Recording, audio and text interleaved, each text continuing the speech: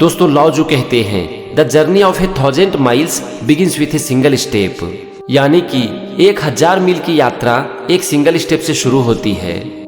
हम अपनी जिंदगी में बहुत बड़े बड़े काम करना चाहते हैं, लेकिन पता है उसे करने के लिए हमें क्या चाहिए? उसे करने के लिए सबसे पहले हमें चाहिए एक छोटा स्टेप, अपने काम की शुरुआत। हमें कुछ महान काम करने के लिए बड़े बड़े स्टेप की जरूरत नहीं है, हमें जरूरत है छोटे स्टेप की, लेकिन हाँ उसे हम लगातार करें। अगर आप शुरुआत में ही बड़े स्टेप लोगे ना तो स्ट्रॉन्ग पॉसिबिलिटी है कि आप उसे छोड़ दोगे। आज मैंने बहुत सारे लोगों को देखा है जो कि मेडिटेशन करना चाहते हैं लेकिन वो कर नहीं पाते हैं। पता है क्यों?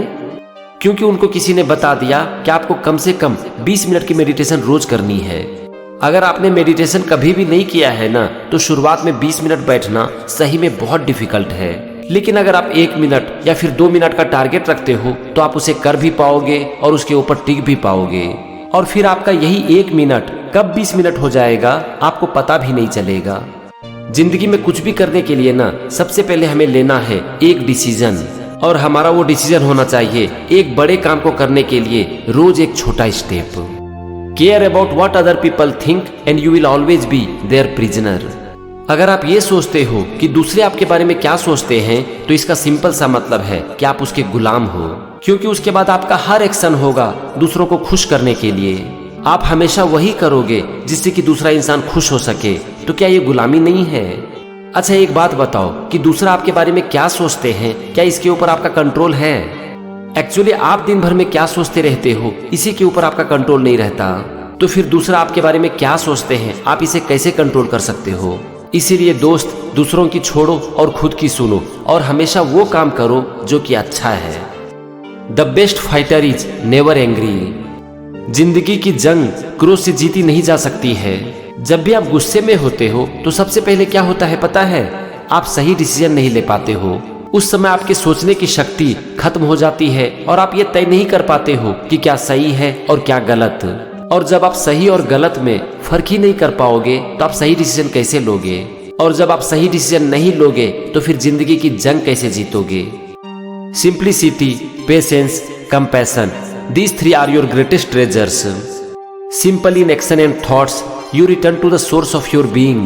Patient with both friends and enemies, you accord with the way things are. Compassionate toward yourself, you reconcile all beings in the world. अगर आपकी लाइफ सिंपल है, आपके अंदर पेशेंस है और दूसरों के प्रति आपके दिल में दया है, तो ये आपका सबसे बड़ा खजाना है। जब आपकी थॉट सिंपल होती है, आपका एक्शन सिंपल होता है, तो उस समय आप खुद के साथ होते हो। और इस दुनिया में ना खुद के साथ रहने से बड़ा दूसरा कोई काम नहीं है।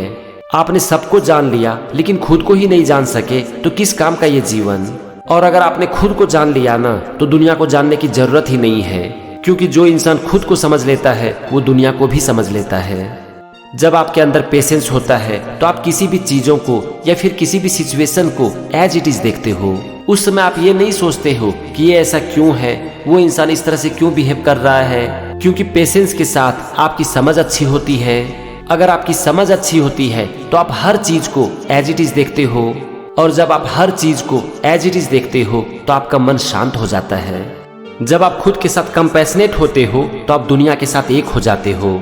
फिर आप खुद को हर चीजों में और हर इंसानों में देखने लगते हो, और जब आप खुद को सबके साथ देखते हो तो आप चाह कर भी किसी का कभी गलत नहीं कर सकते।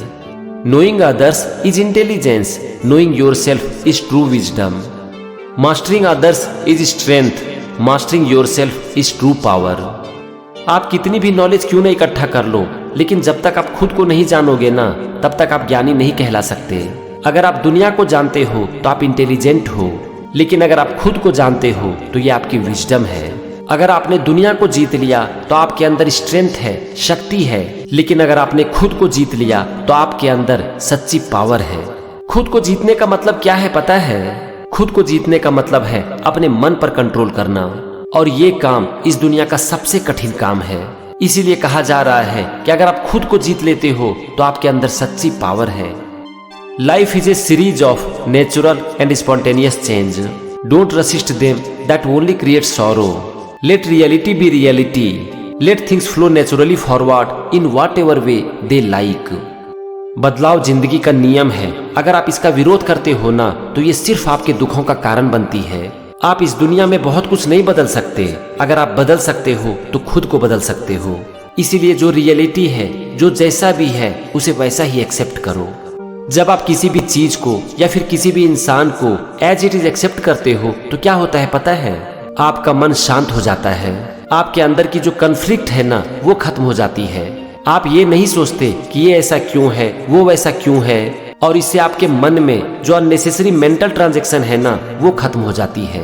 और जब मेंटल ट्रांजैक्शन खत्म हो जाती है तो हमारा माइंड एकदम से पीसफुल हो जाता है। A good traveller has no fixed plans and is not intent on arriving. दोस्तों यहाँ पर इसका ये मतलब मत समझ लेना कि हमें जीवन में प्लान ही नहीं करनी चाहिए। यहाँ पर लाइफ के बारे में कही जा रही है, जो कि एक जर्नी है, ना कि एक डेस्टिनेशन। जिंदगी चलते रहने का नाम है, आगे बढ़ने का नाम है, ग्रो करने का नाम है। जो रुक जाता है समझ लो उसकी जिंदगी खत्म हो चुकी है। इसका सिंपल सा मीनिंग है कि जिंदगी में कभी भी रिटायर नहीं होना है। हर एज का ना अपना एक महत्व होता है और हमें अपने हर एज का मजा लेना चाहिए।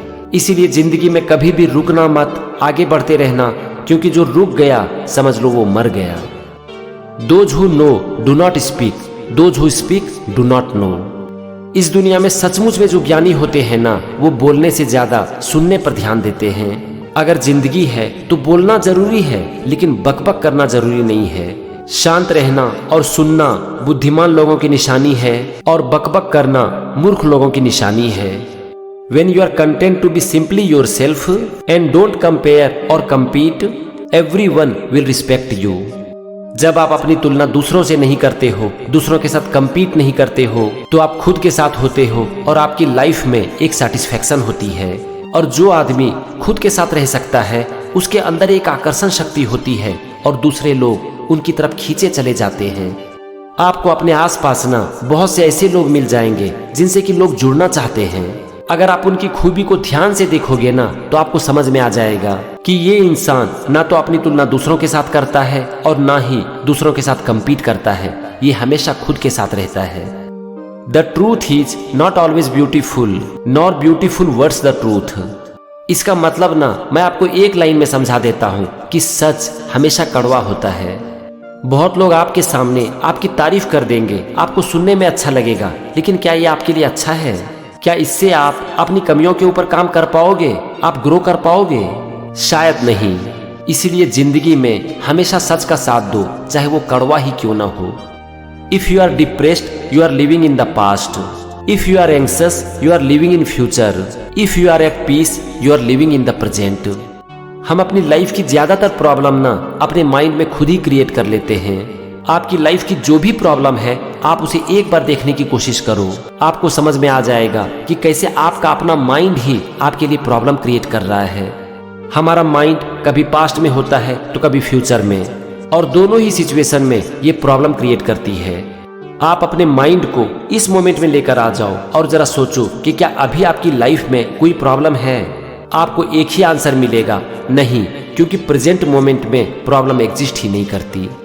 Because one believes in oneself, one does not try to convince others.